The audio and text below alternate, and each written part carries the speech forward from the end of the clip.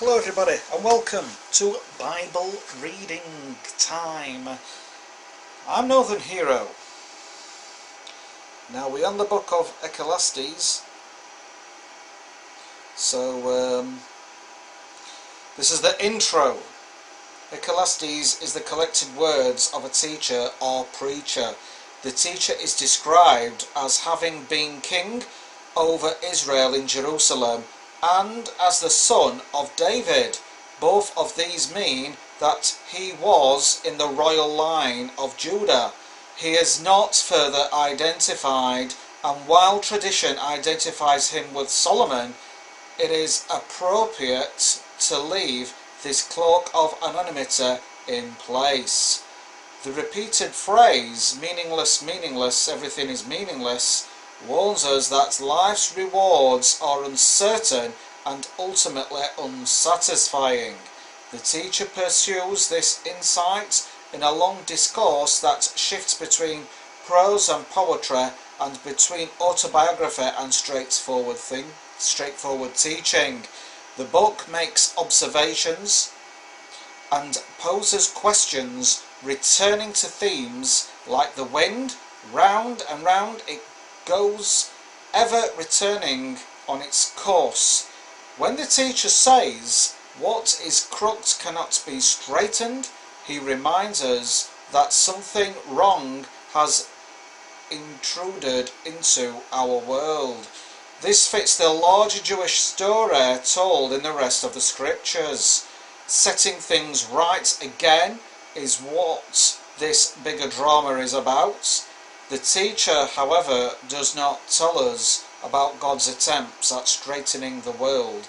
He is content to say that God is sovereign over all things, and it is our duty to follow his ways for living, since God will bring every deed into judgment.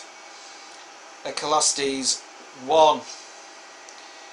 Everything is meaningless. The words of the teacher, son of David, king in Jerusalem. Meaningless, meaningless, says the teacher, utterly meaningless, everything is meaningless. What do people gain from all their labours, at which they toil under the sun? Generations come and generations go, but the earth remains forever.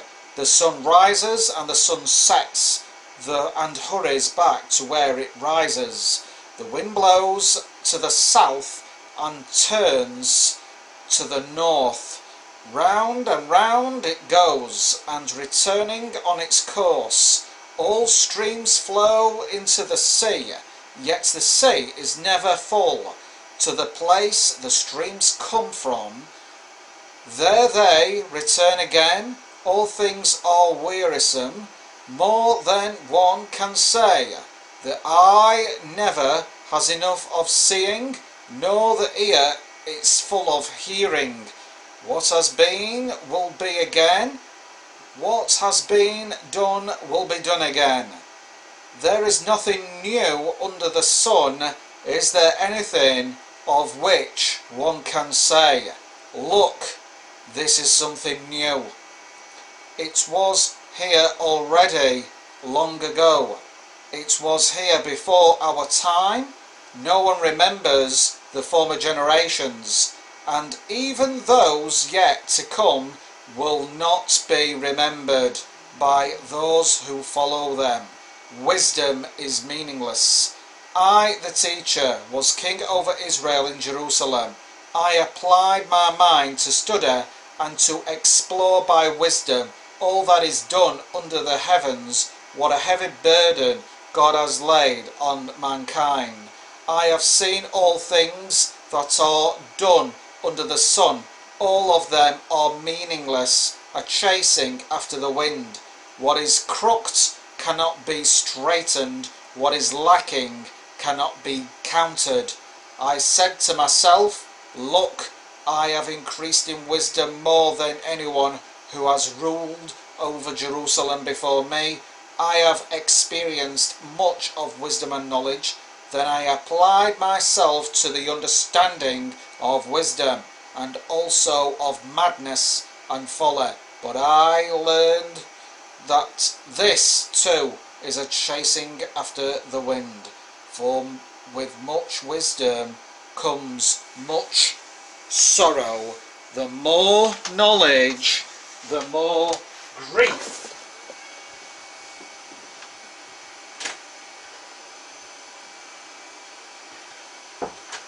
Pleasures are meaningless.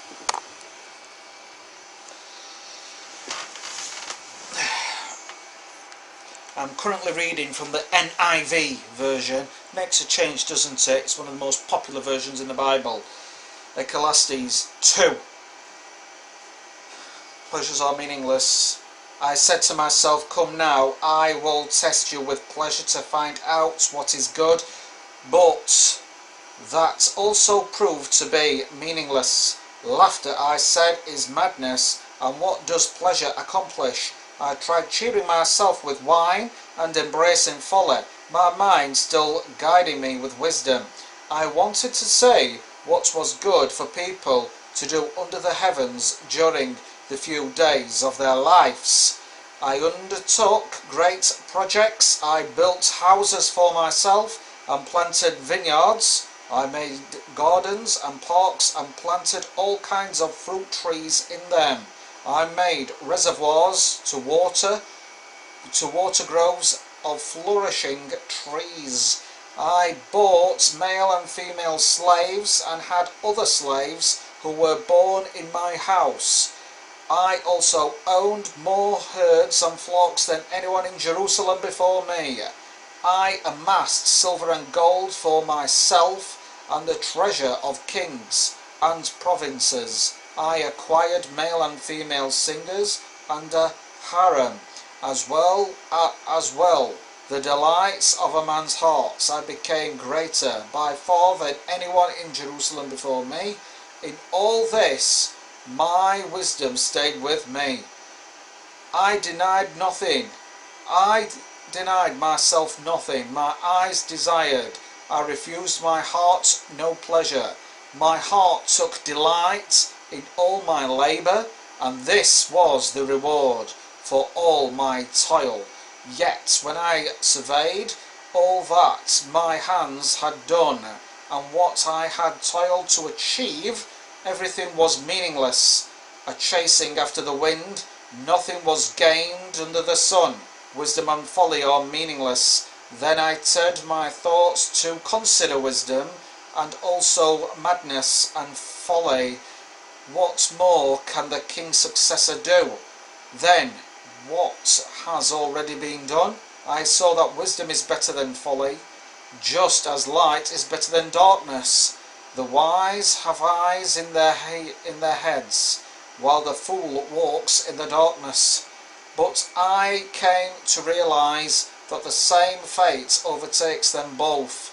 Then I said to myself, the fate of the fool will overtake me also. What then do I gain by being wise? I said to myself, this too is meaningless, for the wise, like the fool, will not be long remembered. The days have already come when both have been forgotten. Like the fool, the wise too must die. Toil is meaningless. So I hated life, because the work that is done under the sun was grievous to me. All of it is meaningless, a chasing after the wind. I hated all the things I had toiled for under the sun, because I must leave them to the one who comes after me.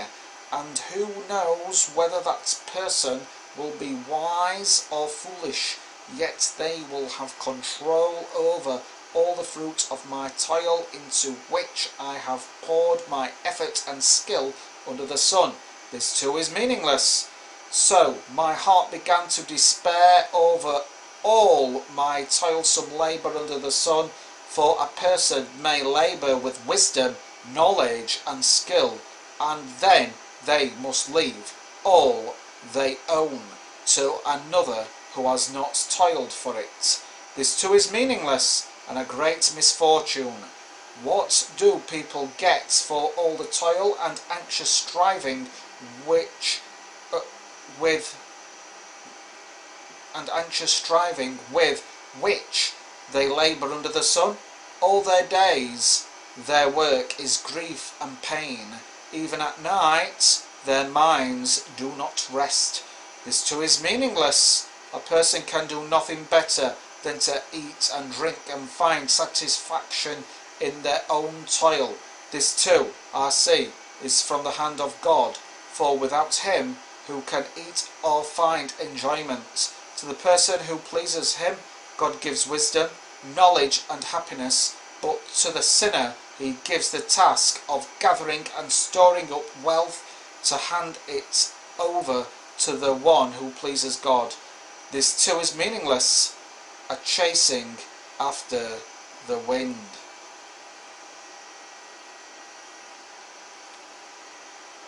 Ecclesiastes 5. Fulfill your vow to God. Guard your steps when you go to the house of God. Go near to listen rather than to offer the sacrifice of fools who do not know that they do wrong. Do not be quick with your mouth. Do not be hasty in your heart to utter anything before God. God is in heaven and you are on earth, so let your words be few. A dream comes when there are many cares, and many words mark the speech of a fool. When you make a vow to God, do not delay to fulfill it. He has no pleasure in fools. Fulfill your vow. It is better not to make a vow than to make one and not fulfill it. Do not let your mouth lead you into sin, and do not protest to the temple messenger, my vow was a mistake.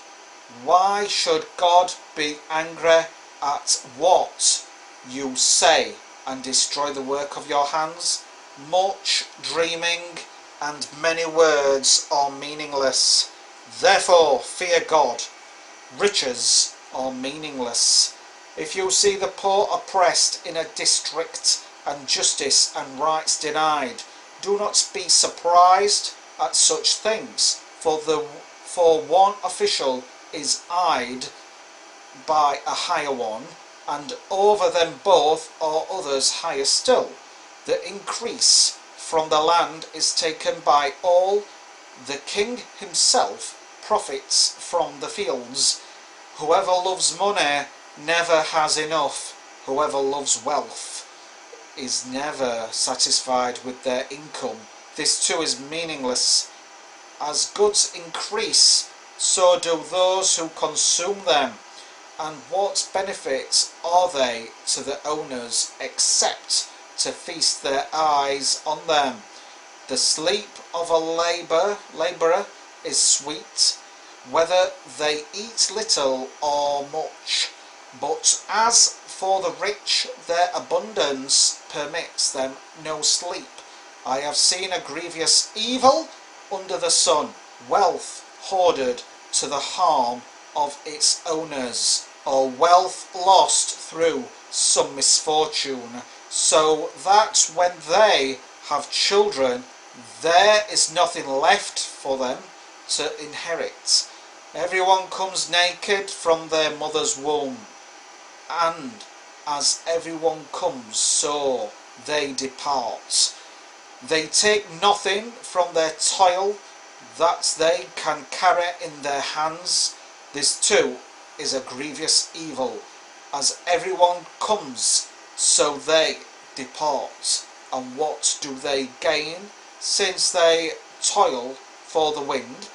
All their days they eat in darkness with great frustration, affliction and anger. This is what I have observed to be good. That is, that it is appropriate for a person to eat, to drink and to find satisfaction in their toilsome labour under the sun during the few days of life God has given them, for this is their lot. Moreover, when God gives someone wealth and possessions, and the ability to enjoy them, to accept their lot and be happy in their toil, this is a gift of God. They seldom reflect on the days of their life, because God keeps them occupied with gladness of heart.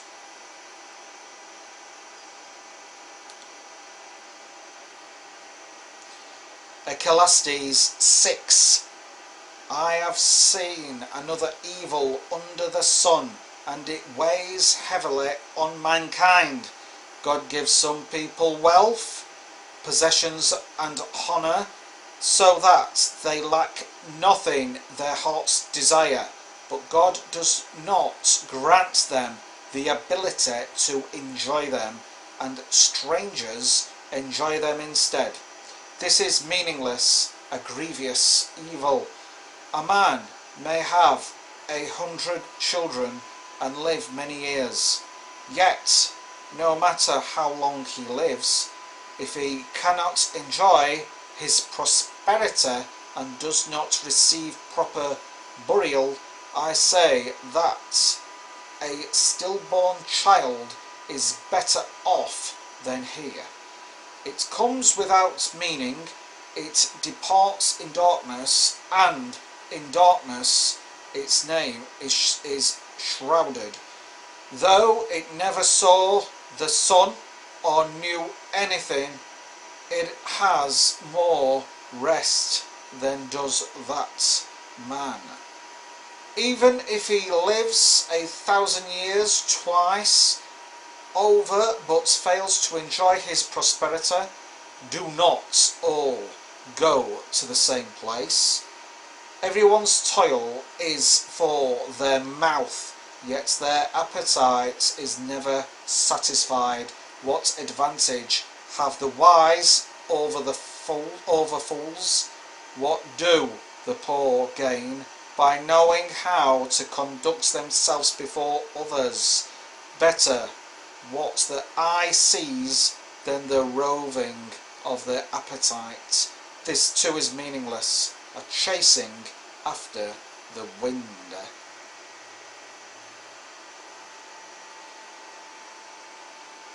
Ecclesiastes 9. A common destiny for all. So I reflected on all this and concluded that the righteous and... Let's start again with this bit. A common destiny for all. This is Ecclesiastes 9. So I reflected on all this and concluded that the righteous and the wise and what they do are in God's hands, but no one knows whether love or hate awaits them. All share a common destiny, the righteous and the wicked, the good and the bad, the clean and the unclean, those who offer sacrifices and those who do not. As it is with the good, so with the sinful. As it is with those who take oaths, so with those who are afraid to take them.